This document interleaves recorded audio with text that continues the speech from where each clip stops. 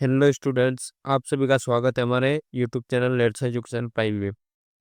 आपका हम 12th का 2024 का मुख्य परीक्षा वर्ष 2024 का एग्जाम पेपर हल करवा रहे थे। कल हमने ऑब्जेक्टिव आपके सभी हल करवा दिए थे। अब आज हम आपके 2 नंबर के क्वेश्चन हल करवाएंगे। चलिए देखते हैं। तो आपका छठा क्वेश्चन है, बच्चे किस आशा में नीड़ों से झांक रहे होंगे। उत्तर है आपका, बच्चे चिड़िया के आने की आशा में नीड़ों से झांक रहे होंगे। उन्हें यह प्रत्याशा होगी कि चिड़िया उनके लिए दाने लेकर लौट रही होगी। अथवा क्वेश्चन है, भाषा को सहूलियत से बरतने का क्या आशय है, लिखिए। उत्तर है, भाषा को सहूलियत से बरतने का आशय है कि भाषा केवल अपनी बात संप्रेषण का माध्यम है। अतः भाषा का प्रयोग इस प्रकार होना चाहिए कि हमारी बात श्रोता तक स्पष्ट रूप से पहुंच जाए। अगला क्वेश्चन आपका 7वां, परिभाषा लिखते हुए किन्हीं दो विशेषताओं को लिखिए। छायावाद की परिभाषा लिखते हुए किन्हीं दो विशेषताओं को लिखिए। छायावाद की परिभाषा है, स्थूल के प्रति सूक्ष्म का विद्रोह छायावाद है। सिंपल सी परिभाषा है इसकी, स्थूल के प्रति सूक्ष्म का विद्रोह छायावाद है। विशेषता है, प्रकृति का मानवीकरण, व्यक्तिवाद का की प्रधानता। अगर आप इसके अलावा भी कोई अन्य सही परिभाषा विशेषता लिखते हैं तो भी आपको अंक मिलेंगे। इसका अथवा वाला देखते हैं हम। प्रयोगवाद के प्रवर्तक के नाम लिखते हुए दो विशेषताएं लिखिए। उत्तर है, प्रयोगवाद के प्रवर्तक का नाम सच्चिदानंद हीरानंद वात्स्यायन यज्ञ है। विशेषता है, नवीन उपमानों का प्रयोग। दूसरी है, अहं की प्रधानता। अन्य सही विशेषता लिखने पर भी आपको अंक प्रदान किए जाएंगे। अगले क्वेश्चन की तरफ चलते हैं हम। 8वां, किन्हीं दो महाकाव्यों के नाम और उनके रचनाकारों के साथ लिखिए। महाकाव्य हो गया आपके रामचरितमानस और कामायनी। रामचरितमानस लिखा था गोस्वामी तुलसीदास ने और कामायनी लिखा था जयशंकर प्रसाद ने। अगला क्वेश्चन इसका दुआ वाला देख लेते हैं। अगर आप इसमें और भी किसी महाकाव्य और उनके रचनाकारों के नाम लिखते हैं तो वो भी सही होंगे, आपको उसके भी अंक मिलेगी।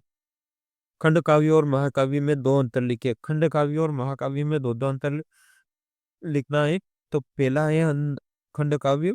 खंड काव्य में नायक किसी एक पक्ष का चित्रण होता है, जबकि महाकाव्य में नायक के जीवन का संपूर्ण चित्रण होता है।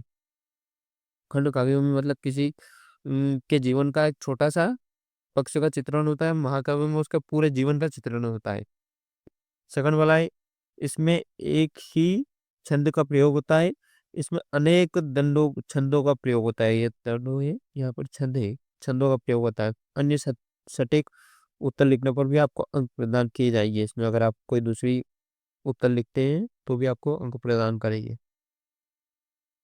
अगला है सोरठा छंद का लक्षण, उदाहरण सहित लिखिए। सोरठा, दोहे का उल दोहे को उलट देने से सोरठा बच जाता है।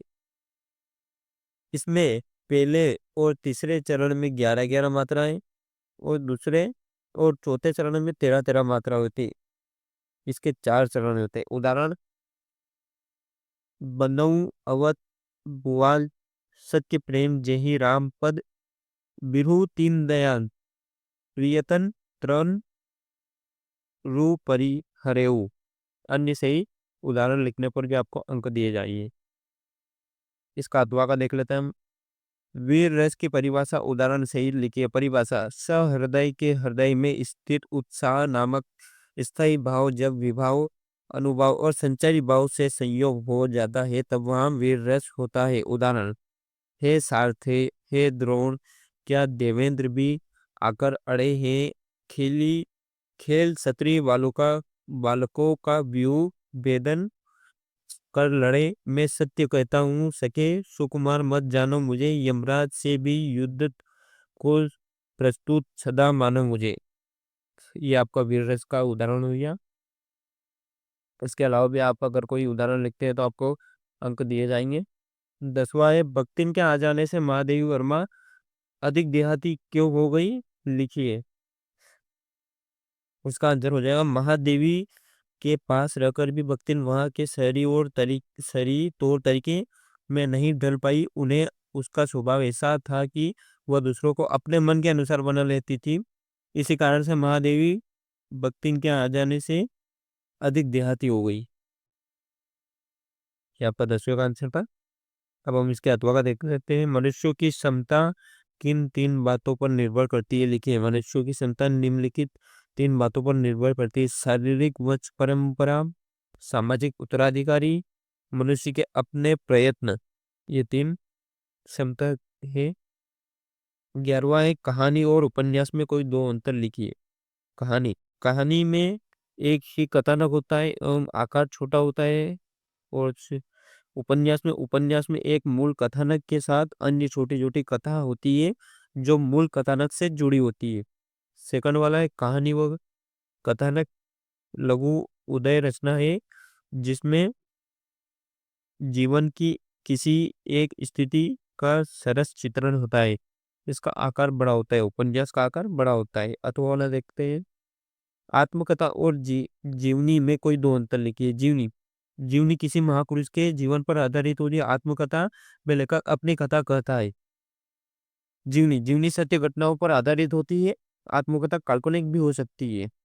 नेक्स्ट है 12वां, निपात शब्द का अर्थ बताते हुए कोई दो निपात शब्द लिखिए। निपात शब्द का अर्थ देख लेते हैं।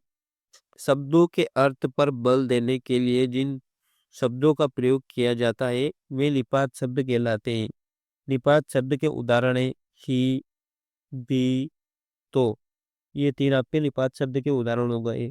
निपात, इसका अधवाला देख लेते हैं। राष्ट्रभाषा की किन्हीं दो विशेषताओं को लिखिए। राष्ट्रभाषा की विशेषता ये रहेगी, जब किसी भाषा को समस्त राष्ट्र की भाषा मान लिया जाता है तब वह राष्ट्रभाषा भाषा कहलाती है। राष्ट्रभाषा भाषा का वह व्यापक रूप है जिसका व्यवहार समस्त राष्ट्र में होता है। ये आपकी दो विशेषता हुई राष्ट्रभाषा की। 13वां है निम्नलिखित वाक्यों को शुद्ध करके लिखिए। राम ने अयोध्या का आ जाना, इसका शुद्ध हो जाएगा आपका राम अयोध्या आ जाना। सेकंड वाला है ललिता एक फूल की माला बाजार से लाई, इसका आपका शुद्ध रूप हो जाएगा ललिता बाजार से फूलों की माला लाई। अथवा वाला देख लेते हैं। निर्देशानुसार वाक्य परिवर्तन कीजिए। पहला है बालक रो रो कर चुप हो गया, इसको संयुक्त वाक्य में बदलना है। संयुक्त वाक्य हो जाएगा इसका बालक रोता रहा और चुप हो गया। सेकंड वाला है मयूर वन में नाचता रहा, इसे सही संदेह वाचक वाक्य में बदलना है। तो इसका संदेह वाचक वाक्य हो जाएगा शायद मयूर वन में नाचता होगा। अब आपका 14वां देख लेते हैं। मोहन जोदड़ो की नगर नियोजन की दो विशेषताएं लिखी है। इसमें आपकी विशेषता देख लेते हैं। नगर में व्यवस्थित सड़कें और गलियां थी। घर सड़कों के दोनों ओर बने थे। जल निकासी के लिए टंकी ढकी हुई नालियां बनाई गई थी। अगर आप इसकी अन्य भी सही विशेषता लिखते हैं तो आपको अंक मिल जाएंगे। इसके अथवा में आपका सिल्वर वेडिंग की भव्य पार्टी यशोधर बाबू को समहाउ इम्प्रॉपर लगने के बाद भी संतोषजनक रही, लिखिए।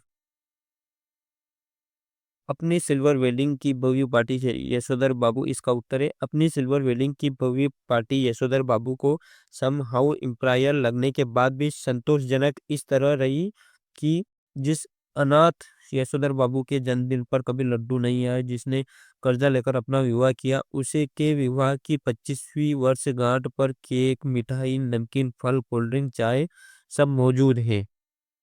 अब आपका 15वां क्वेश्चन देख लेते हैं। समाचार लेखन की सबसे लोकप्रिय शैली कौन सी है? नाम लिखकर चित्र बनाइए। इसका पहले परिभाषा देखते हैं। समाचार लेखन की सबसे लोकप्रिय शैली उल्टा पिरामिड शैली है। इस शैली में समाचार की सबसे अहम जानकारी को सबसे पहले दिया जाता है, इसके बाद घटते क्रम में बाकी की जानकारी दी जाती है। इस शैली का मकसद पाठकों को जल्दी से मुख्य जानकारी की ओर जानकारी देना होता है। इसका चित्र देख लेते हैं।